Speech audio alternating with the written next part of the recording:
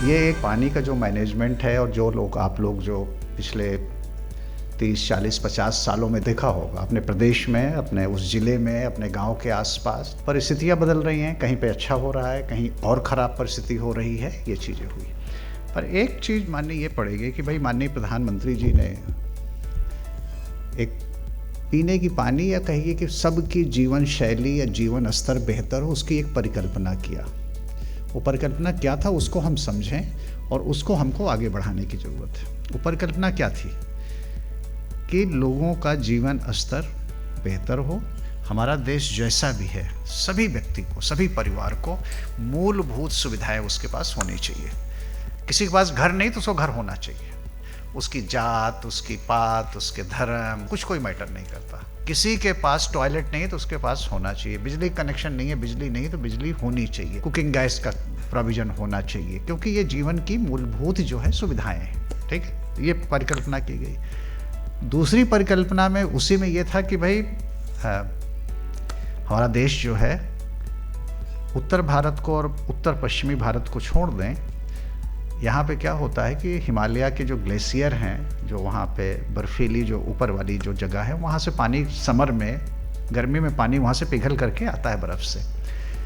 But पूरे देश में तो नहीं आ सकता है। मध्य प्रदेश, छत्तीसगढ़, बुंदेलखंड, राजस्थान, गुजरात, महाराष्ट्र, नहीं, कर्नाटका, वहाँ नहीं जा सकता है। तो दूसरा मतलब ये था कि जो बरसात यहाँ होती है वो 10 दिन होती है, 15 दिन होती है, 20 दिन होती है, उसके पानी को हमको इकट्ठा करना पड़ेगा। और उस पानी को इकट्ठा करना है तो साफ सुथरा इकट्ठा करना है, जिससे कि उस पानी को हम पूरा साल भर पी सकें। पर उसको अगर इकट्ठा करना है तो कहाँ इकट्ठा करना है? इकट्ठा करने का 2 तरीका हो सकता है।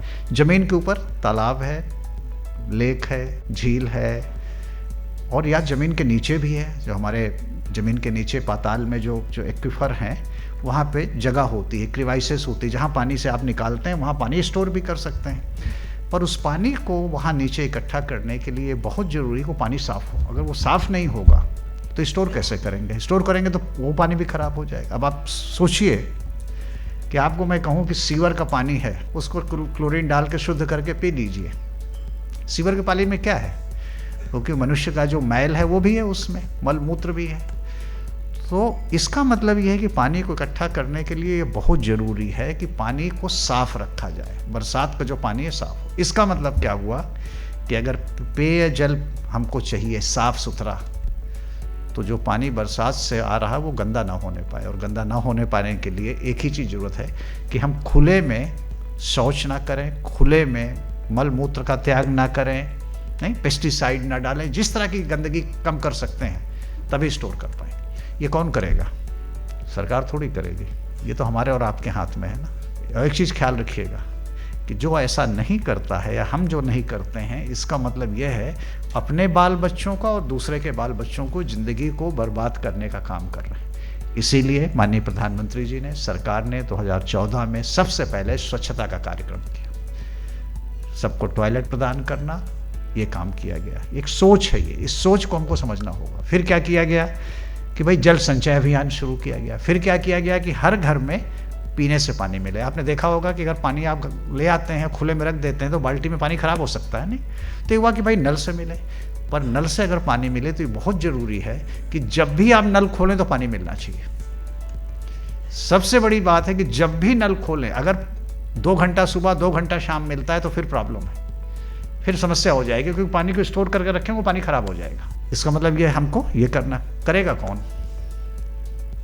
अब सवाल ये आता है, सरकार ये कह सकती है कि हम आपको पैसा उपलब्ध करा देंगे, हम आपको यहाँ पे पब्लिक हेल्थ इंजीनियर उपलब्ध करा देंगे, गवर्नमेंट का डिपार्टमेंट होगा वो ये कर देगा।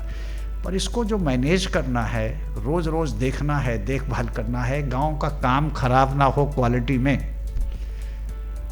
ठेकेदार कॉन्ट्रैक्टर कोई काम को खराब ना करे, इसकी जवाबदारी कौन लेगा?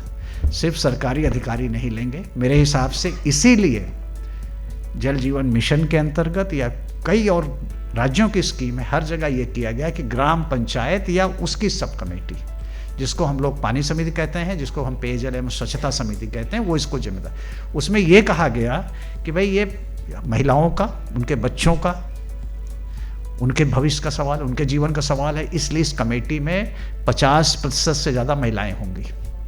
और कभी कभी जो है गरीब आदमी इसमें छूट जाता तो ये हुआ कि 25% गरीब होंगे। पर एक चीज़ ये समझना पड़ेगा कि अगर इतना पैसा, आप लोग सोचिए हर साल 8 से 12 लाख रुपए हर ग्राम पंचायत को जाता है इसको ऑपरेट मेंटेन करने के लिए, ठीक है।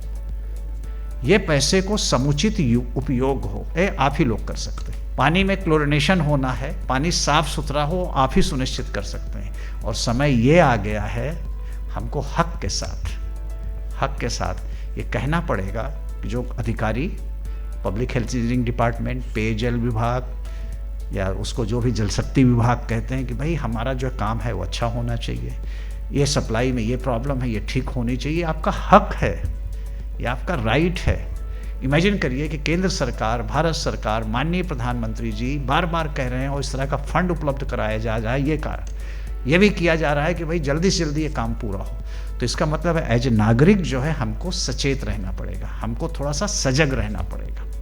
दिस इज दूसरी बात जो मैं ये कहना चाहता हूँ, और मैं इंटरेस्टेड, जो आज पूरी दिन आप लोगों ने सुना इसलिए मैं उसको समअप नहीं करना चाहता हूँ, पर इसमें जो डिस्कशन हुआ आज, जो है जो चर्चा हुई, उसमें यही है कि सबसे बड़ी बात है कि जितने भी पेयजल की स्कीम है जो भी गांव में है वो चालू रहनी चाहिए, उसकी जो ऑपरेशन मेंटेनेंस है वो बराबर होना चाहिए। उस होने के लिए क्या करना है, इसका मतलब उसके लिए फंड्स भी चाहिए, हमारे लोग जो भाई बहन गांव के लोग ही उसकी जो है रख रखाव कर सकें। और तीसरी सबसे बड़ी चीज़ है कि पानी की गुणवत्ता पे हमको समझ होनी चाहिए। पानी अभी आपने मेरे गिलास में दिया और मैंने यूं करके उस गिलास को उठाया, मेरी गंदे हो गए तो कोई फ़ायदा नहीं है। पानी आपने अपने बाल्टी में, लोटे में, पतीले में, किसी चीज़ में निकाला, आपने हाथ से गंदा कर दिया, कोई फ़ायदा नहीं। कोविड के दौरान आपके स्कूल में, आपके आंगनवाड़ी में हाथ धोने की फैसिलिटी की गई, क्योंकि हाथ साफ करने से आपके बच्चे, मेरे बच्चे, हम सबके बच्चे अपना जीवन बचा सकते हैं। तो हमको इंश्योर करना है कि स्कूल में, आप ही की जवाबदारी कि स्कूल में, आंगनवाड़ी में हाथ धोने की फैसिलिटी होनी चाहिए, गंदगी ना हो और बच्चे हाथ धोना सीखें। जब इंसान जागरूक होता है, समाज जागरूक होता है, तो एक चीज़ हमेशा रखिएगा कि जो ये बेसिक फैसिलिटी है ये अच्छा होगा।